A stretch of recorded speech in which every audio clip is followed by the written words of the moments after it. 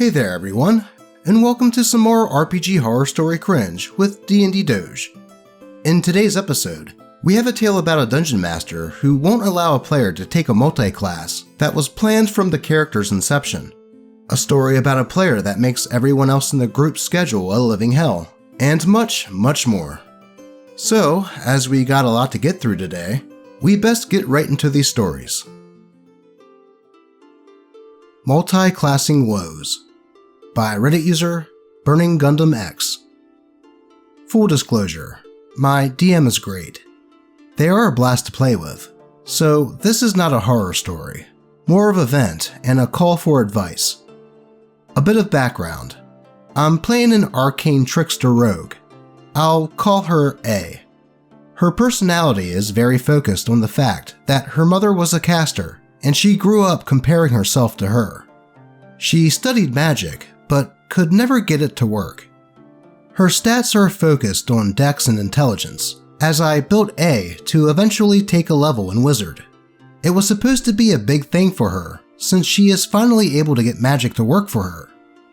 So, when we leveled up the last session, it was finally time to take my Wizard level. I told my DM what I intended, but was told no. Since another player is multiclassing into Wizard, I cannot. The DM's word is law, so I didn't argue. Now, an important moment for A is gone, and I have no idea what to do. None of the other classes make sense story or mechanics-wise, and it's really made me not want to even play A anymore. Advice for what to do is appreciated. The DM shouldn't be telling you what you can or can't multiclass into, just because another player is also taking it, especially if it fits your character's narrative. That's bullcrap in my opinion. I'd say talk to them out of game about why you want to take a level in Wizard, and that they are taking away your agency as a player.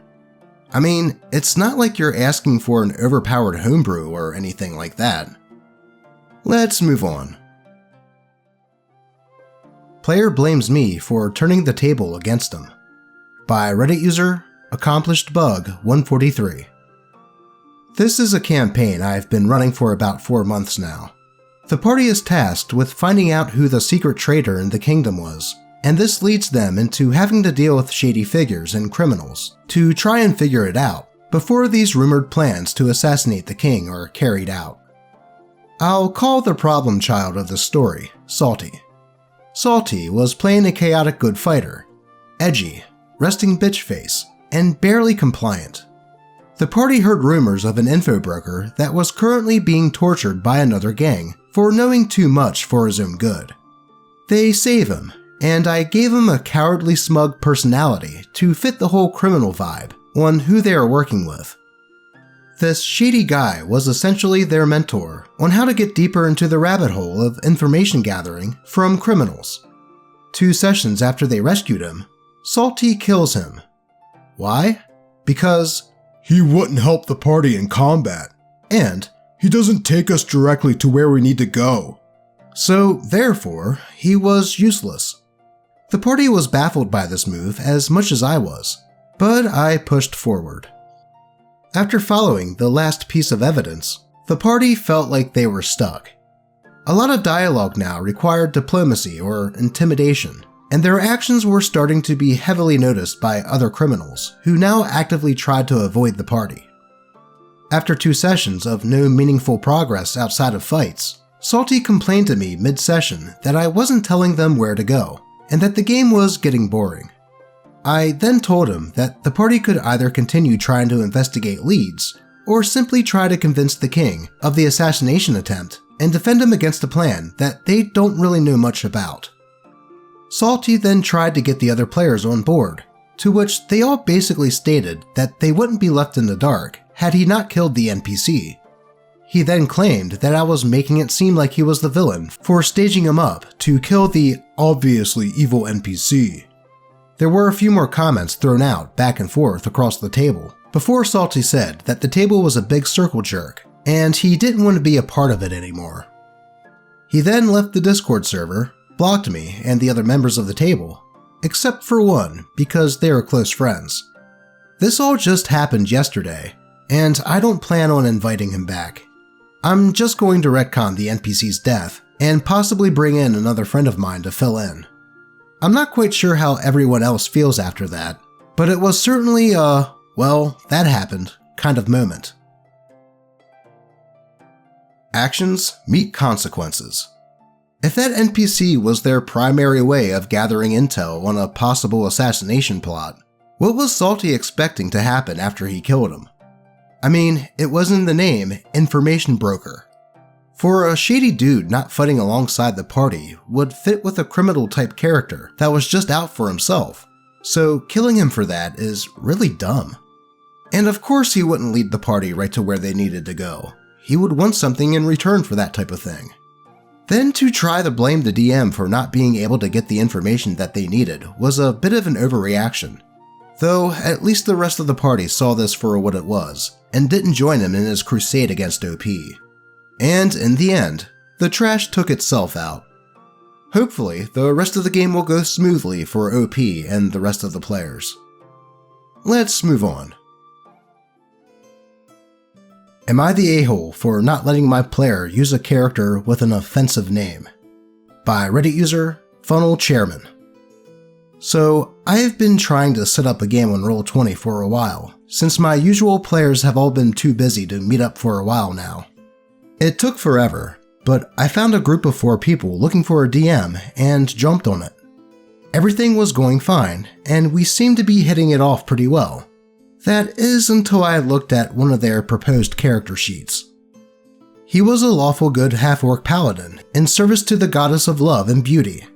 Nothing wrong there. Then there was the name, and I quote, Sex Crimes Johnson.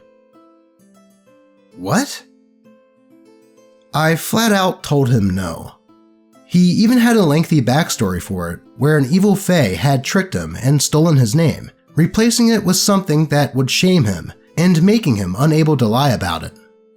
I told him that I liked the idea, and was okay if he could change it to something like thief, or hell, even murderer.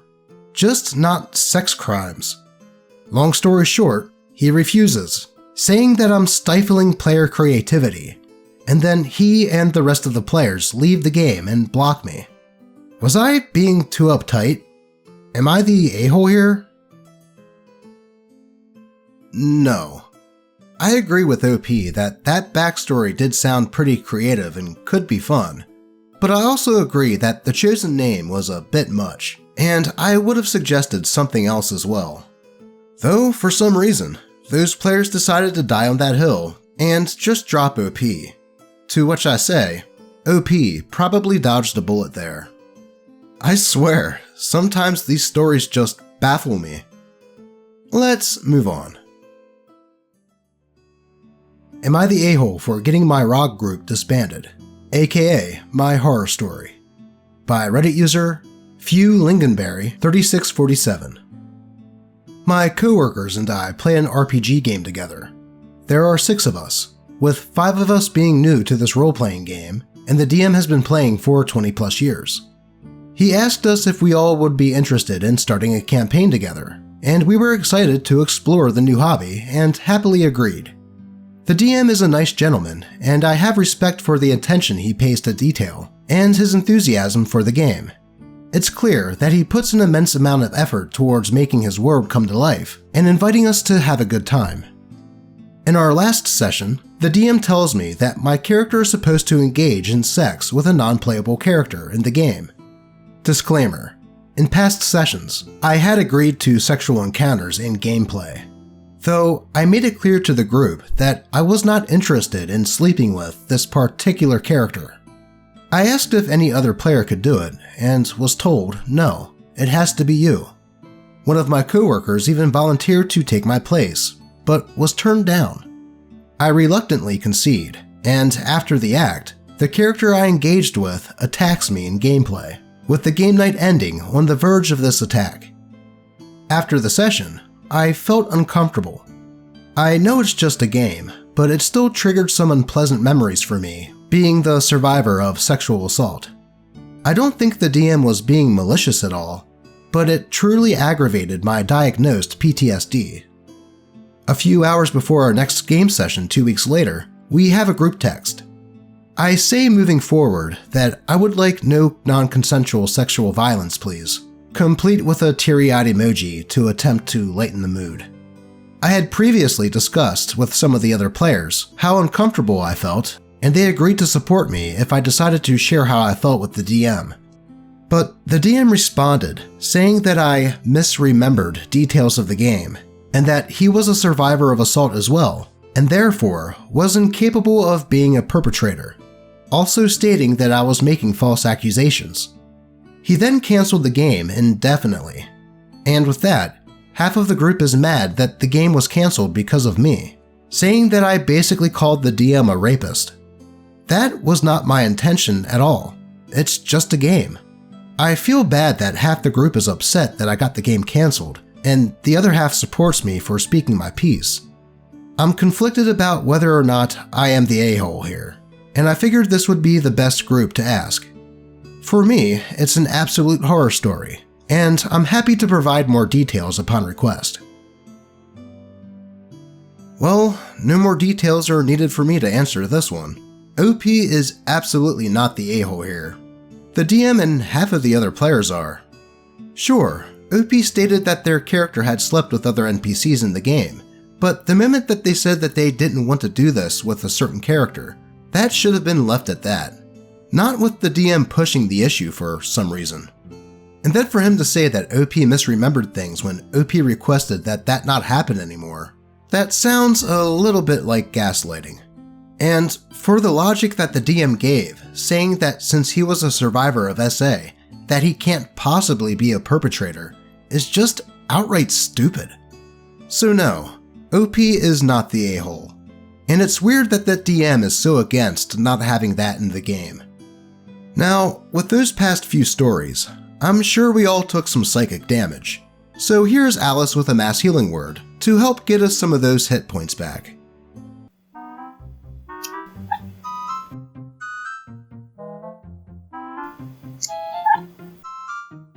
Thanks, Allie. Now I think we are ready to continue on with these stories. Right, as you do that, by Reddit user Elegant Okra 5972. Not really a horror story, more of a chronicle of annoyance. Sorry about the length. There will be a TLDR at the end. I had a player in GM who wasn't the worst at either, but just had certain annoying habits when doing both. We played a lot of White Wolf games, Vampire the Masquerade, Mage the Awakening, etc. And he had some terrible ideas as to how to run the system. For those unfamiliar with the system, all stats on the sheet are represented with dots, and each of those dots represent a D10 in the dice pool. You add the relative stats together, roll the dice, and if you roll over a certain number on the D10, it counts as a success, and you need a certain number of successes to accomplish a task. An example, player wants to break down a door, so the GM would make a strength plus brawl roll. He thought that this was too confusing, because according to him, I hate math. His solution was to give a stat check, give a difficulty, then have the players roll a single D10, and add the dots of the relative stat to the rolled number. Not sure how this was less confusing and less math heavy, but we played that way for years. There was also his Whedonism problem. What is Whedonism? Well, it's when someone spent their development years watching Buffy the Vampire Slayer, Angel, and Firefly. They also think that Joss Whedon is a god-tier writer and start writing fiction in his style, with lots of snarky smartass characters. Obviously, I'm not a fan, mostly because of this guy. Every character he made was some sort of Whedon trope. Every one of them always had a smartass quip for every situation. Every one of them responded to any situation with a snarky attitude. It got really old really quick. On top of all that was his bad habit of not letting player agency happen. He'd gone to college to be a writer, and that would be great, except when he ran a game, he had a story to tell and wasn't going to let the players wreck it. His favorite phase was, right as you do that. Get a great roll on shooting an escaping enemy? Right as you do that, a car pulls between you and the enemy and deflects the bullet. Manage to chase down the main antagonist and tackle him? Right as you do that, he turns into mist form and gets away. This would happen multiple times during an encounter and during downtime stuff. Railroading's not even the right term for it. This was more like subwaying. I get that he wanted to get the story along, but there's ways of improving it better. The most egregious thing he did, though, was to ruin our gaming schedule. We played at our local comic and game store on Sundays after hours, as one of our players was assistant manager and had swung a deal with the owner. They closed at 5, and we would all get there around 6, game until midnight, and then we'd go home. Most of our players didn't have to be at work until the afternoon or early evening. The store had plenty of space and tables, and we were allowed to use the store's resources. So this was the perfect setup. After about a year of this awesome schedule, this guy started complaining that it wasn't any good for him, and we should switch to Saturdays instead. Normally, this wouldn't be a problem, but the reasons he gave were pretty bad. He said his work schedule had changed, and he didn't have Mondays off anymore. I brought up that he and I worked the same schedule and didn't have to be in until 4 on Monday. He then said that he didn't like having to drive all the way home at the end, to which I had to respond that he lives less than a mile from the shop and had a straight shot and had less than 5 minutes of drive time. Meanwhile, it took me close to 30 minutes to get home. It may sound petty of me, as he may have had other problems, but that's what he told the group. Saturdays were an immediate problem for everyone else. The shop closed at 8, and our friend who had the keys had to run the shop's profits to the bank and get his gaming stuff and dinner before coming back. We made the agreement that we all had to be there by 9 at the latest, which was a problem for one of our players who worked out of town and didn't get off until 8 on Saturdays.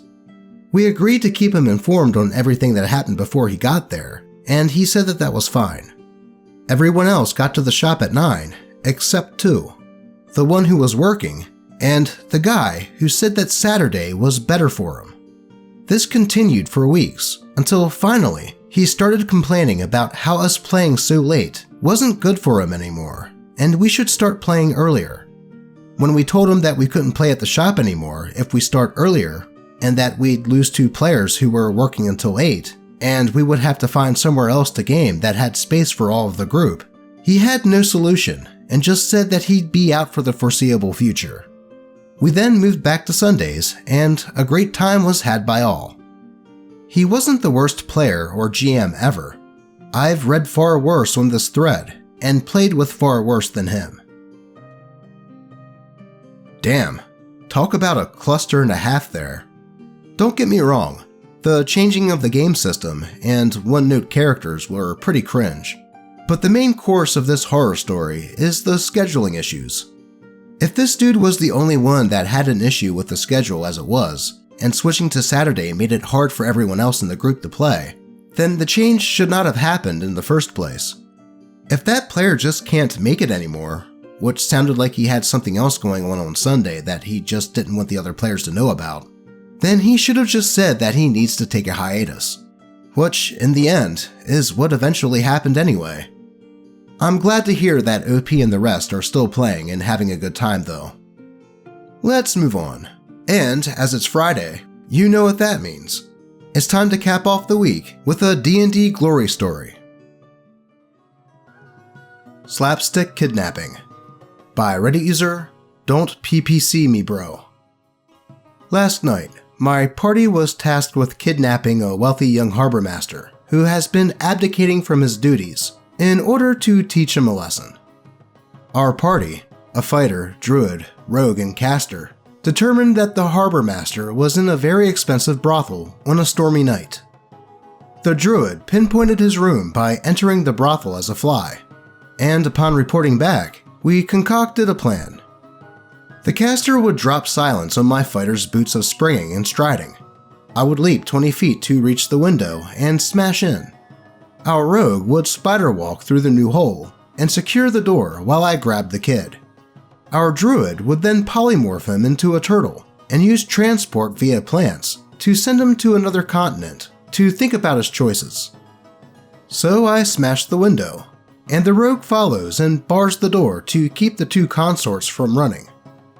I am wearing a hastily made balaclava that I made out of a potato sack, and the eye holes are decidedly not symmetrical. I grab the kid and drag him to the window, and poof, I am now holding a turtle. I toss said turtle to our druid, who is on a flying broom, and he hauls the turtle out of the city. Once out of the city limits, he, a rabbit folk with a heavy French accent, looks meaningfully into the turtle's eyes and shouts, "You are disgracing the memory of your father.